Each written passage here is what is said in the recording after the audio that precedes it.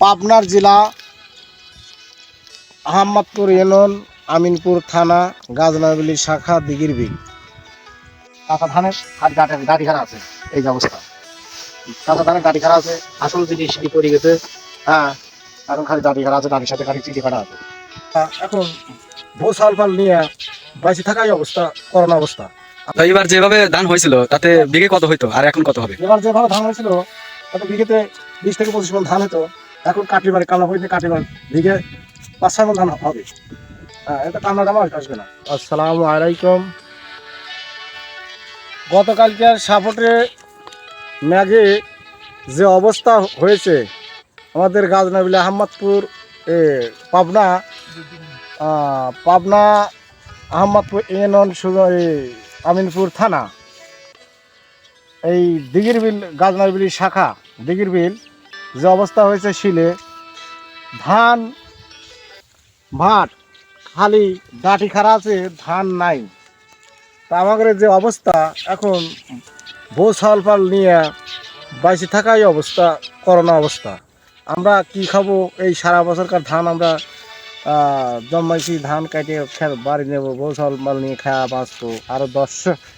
আরও এই ধানের মেলা মানুষের রেজেক আছে, এই ধানের প্রতি মেলা মানুষ এই ধানের প্রতি রেজেক আছে, তারা খাওয়া বাঁচবে। আমরা সেই ধান দেখেন আল্লাহ তালা ওসিলা যা করছে ভালোই করেছে। আল্লাহ এটা ভালোই মানে বান্দার জন্য ভালোই করেছে। হ্যাঁ, আল্লাহর প্রতি আমাদের বিশ্বাস নাই, আল্লাহ কি করতে পারে কি না পারে। এটা এই যে পরীক্ষা বান্দাদের, এটা পরীক্ষা এই দিল, এটা পরীক্ষা হলো। আল্লাহর প্রতি আমাদের বিশ্বাস নাই যে আল্লাহ কি করতে পারে। এই যে একটু নমুনা দেখা গেল, দেখেন ধানের কি অবস্থা, খালি কি। তো এবার যেভাবে ধান হয়েছিল তাতে বিঘে কত হইতো আর এখন কত হবে? এবার যেভাবে ধান হয়েছিল তাতে বিঘেতে 20 থেকে 25 মণ ধান হতো। এখন কাটলিবারে কামলা বইতে কাটলিবার বিঘে 5-6 মণ ধান হবে। হ্যাঁ, এত কামলা দামও আসবে না, কামলা দানে উঠবে না।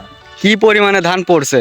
ধান এটা দেখতেই পারছেন, ধানের বালির সাথে কিচ্ছু নাই, শুধু চিটে কটাই আছে, খালি চিটে কটাই আছে। এই তো এই অবস্থা, কাঁচা পাকা সব একবারে পড়ে গেছে।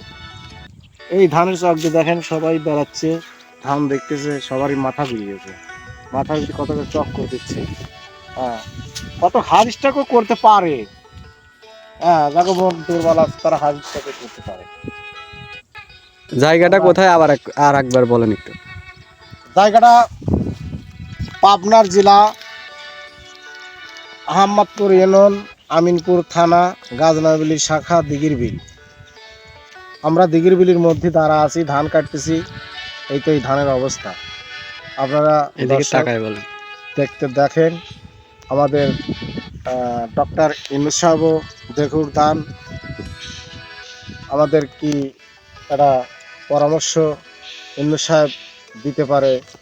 ঠিক, সে অন্তর্বর্তী সরকার, সে আমাদের দিঘির বিলে আসুক, দেখুক আমাদের কৃষি, যে আমরা কৃষি কাজ করি, এই ধানের চকটা দেখে যাক আমাদের কি অবস্থা, কোন অবস্থা তারা দেখে যাক। এত মুখে বললে হবে না, চোখে দেখে যাই ভালো। আপনারা এসে দেখে যান। আর কোনো আমার বক্তব্য নাই, এই বক্তব্যই শেষ। আমাদের আশাটাই ছিল ধান সারা বছর খাবো, আর আমাদের বক্তব্য নেই, বক্তব্য আর কিছুই নেই। হ্যাঁ, ধানের অবস্থা দিয়ে আমাদের গাও তৈরিগত শেষ। আমরা দুনিয়ার পর বাঁচে থাকতে না থাকি ভালো।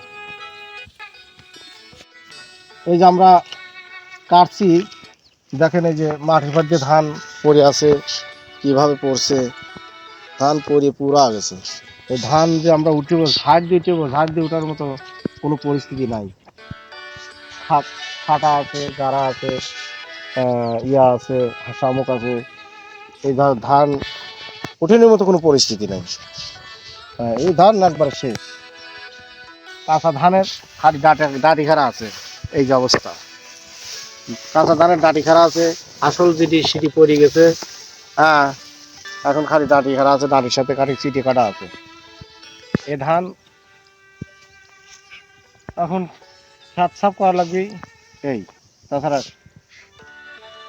ফের ছাড়া কিছুই নেই পরিস্থিতি, সাত সাপটা করা লাগবে। আর কোনো আমার বক্তব্য নাই, এই বক্তব্যই শেষ। আমি এই বক্তব্য শেষ করলাম। আসসালামু আলাইকুম।